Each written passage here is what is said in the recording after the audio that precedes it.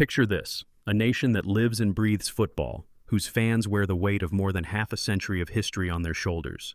England, the land of roaring stadiums and iconic moments, just suffered a bruising defeat, 3-1, against Senegal. For the first time in more than 22 consecutive matches, the Three Lions have fallen to an African side, and it happened on home soil, at Nottingham City Ground, less than a year before the most pivotal World Cup of their generation. The stands were heaving with more than 26,000 passionate supporters. By the final whistle, those cheers turned to stunned silence and eventually a chorus of boos that echoed long after the players trudged off the pitch. The scoreboard read 3-1 in favor of Senegal, with Ismaïla Sarr, Habib Diarra, and Sheikh Sabali finding the net for the visitors. Harry Kane, England's talisman, offered a moment of hope with a well-taken goal. Yet it was not enough. And when Jude Bellingham's strike was controversially chalked off by French referee Stéphanie Frappart, frustration reached a boiling point. But what's truly unraveling within England's camp? Can Thomas Tuchel, the celebrated German strategist brought in to usher England into a new era, salvage the team's World Cup dream before time runs out? To understand the magnitude of this crisis, let's turn the pages of history. England's solitary World Cup triumph in 1966 remains a national touchstone, an Everest they have failed to scale again despite decades of promise. Since that famous day at Wembley, England's journey has been a tumultuous ride, brief surges of optimism followed by gut-wrenching collapses in penalty shootouts, group stage exits, and near misses in the semi-finals. The pressure is not just a media construct, it's a living, breathing force that influences every decision from the training ground to the dugout. Over the past 10 years, the English Football Association has poured resources into overhauling the national program, investing in state-of-the-art academies, appointing forward-thinking coaches, and prioritizing data-driven tactics. The appointment of Thomas Tuchel in the wake of Gareth Southgate's tenure was seen as a bold stroke. Tuchel is admired for his tactical acumen, his ability to bring cohesion to fractured squads, and his track record of winning the UEFA Champions League with Chelsea. The hope was that his blend of German discipline and innovative thinking would be the missing ingredient. Yet football is an unforgiving arena, especially in England, where patience is always in short supply. The early promise of Tuchel's reign, marked by a string of unbeaten matches and glimpses of fluid attacking play, has suddenly been overshadowed by this stinging defeat to Senegal. And this was not just any loss. It was the first time in more than 2 decades that England had been bested by an African nation. The symbolism is striking. As the world's game becomes more global, with African teams rising in stature, England's own evolution appears to have stalled at a critical juncture. The immediate aftermath was brutal. Sky Sports' Rob Dorsett called it a lackluster showing. England were second best in every department, he observed. Captain Harry Kane did not mince his words when speaking to the television cameras.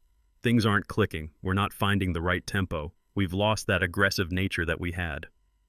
Even Tuchel, usually calm and composed, admitted, "We need to improve, for sure, we have not clicked yet."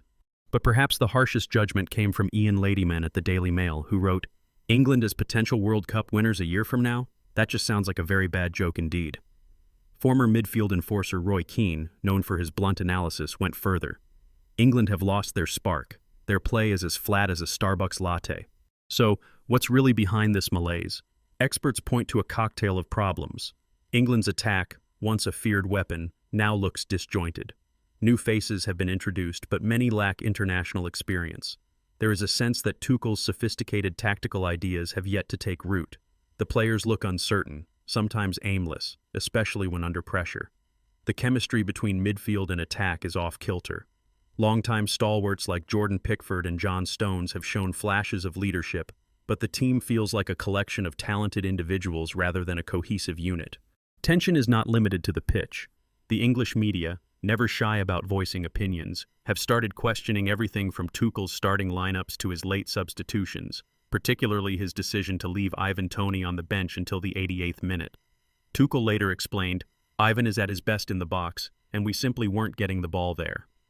But fans remain unconvinced. Meanwhile, Jude Bellingham's disallowed goal, deemed offside by the slimmest of margins, has become a flashpoint for debates about VAR technology and refereeing standards. Even the presence of Stéphanie Frappart, a celebrated referee from France, could not quell the controversy. The timing of this setback could hardly be worse. The World Cup looms ever closer, just months away, and England have only 3 qualification matches left to find their rhythm. These fixtures are against Andorra at Villa Park in Birmingham, Serbia in Leskovac, and Latvia in the historic city of Riga.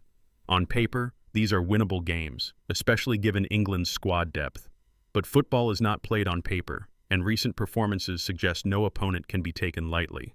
Tuchel, for his part, has urged calm. In the post-match press conference, he said, "We lost a test match, so there is no need to panic. We have 3 qualification games, we have 9 points, and we have not conceded in qualifying. There's time to improve, and we will be competitive when September comes." His message was clear. Setbacks are part of the process. Yet the reality is more complex. The mood among supporters is anxious. The specter of past disappointments, think of the group stage exit in 2014 or the heartbreaking semi-final loss in Russia 4 years later, looms large. Every misstep is magnified, every flaw dissected. The stakes have never been higher because this World Cup is not just another tournament. It is a symbolic crossroads for English football. Let's zoom out for a moment and look at the bigger picture. The globalization of football means that the gap between traditional powers and emerging nations is narrower than ever. Senegal is no longer a minnow. They are African champions, producing stars who play at the highest levels in Europe. Their victory at the City Ground was not just a fluke, it was a testament to their tactical discipline, technical skill, and mental resilience. Ismaila Sarr, Habib Diarra, and Sheikh Sabali have become household names back home, and their success serves as inspiration for a new generation across the continent. For England, this is a wake-up call. It forces a reckoning, not only with tactical issues, but with the psychological demands of tournament football. The best teams in history, think of Brazil in 2002 or Spain in 2010, responded to setbacks by regrouping, innovating, and building team spirit. Can England do the same? There are signs of hope. The English youth system is the envy of many nations, with state-of-the-art training centers like St. George's Park and a conveyor belt of talent emerging from Premier League academies. In recent years, young stars like Bukayo Saka, Phil Foden, and Jude Bellingham have burst onto the scene, showing fearlessness and technical flair. If Tuchel can harness this energy and blend it with the experience of veterans, a new narrative could emerge. However, the challenge lies in finding the right balance. Too much reliance on youth brings risk. International football is an unforgiving arena where mistakes are punished ruthlessly. On the other hand, sticking stubbornly to the familiar faces can lead to stagnation. Tuchel's task is to create a melting pot where youthful exuberance and seasoned wisdom combine to form a potent force. Let's not forget the intense scrutiny that comes with managing England. Every decision is endlessly analyzed, from tactical formations to halftime team talks. The English press is famously relentless, and the fans are among the most passionate and demanding in the world.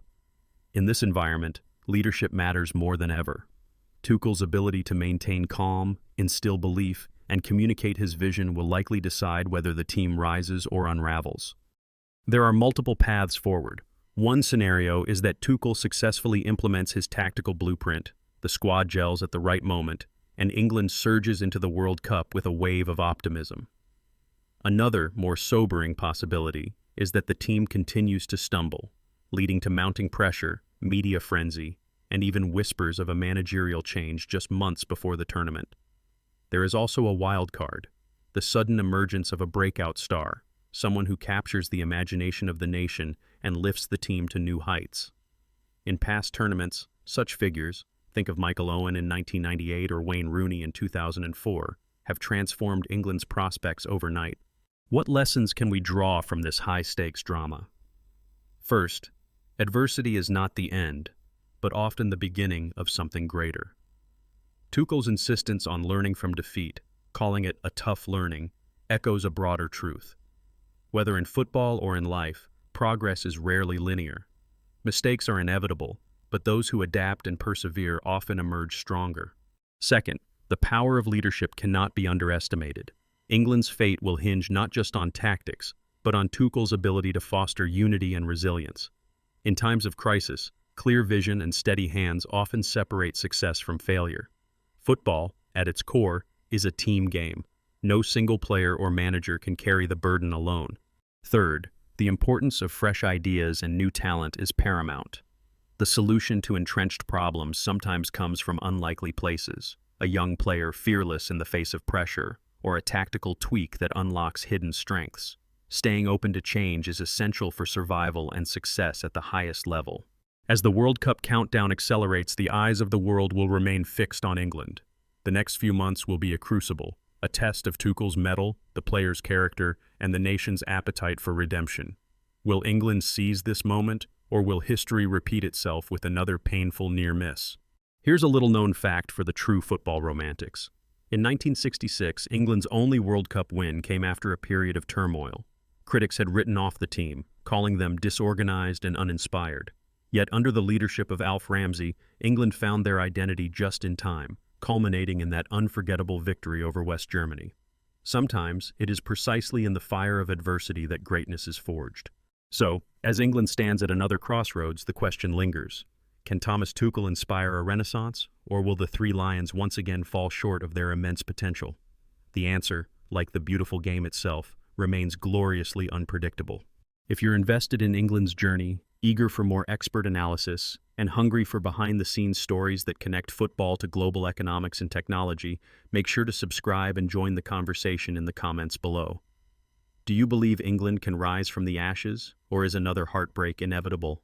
Share your thoughts, and stay tuned as we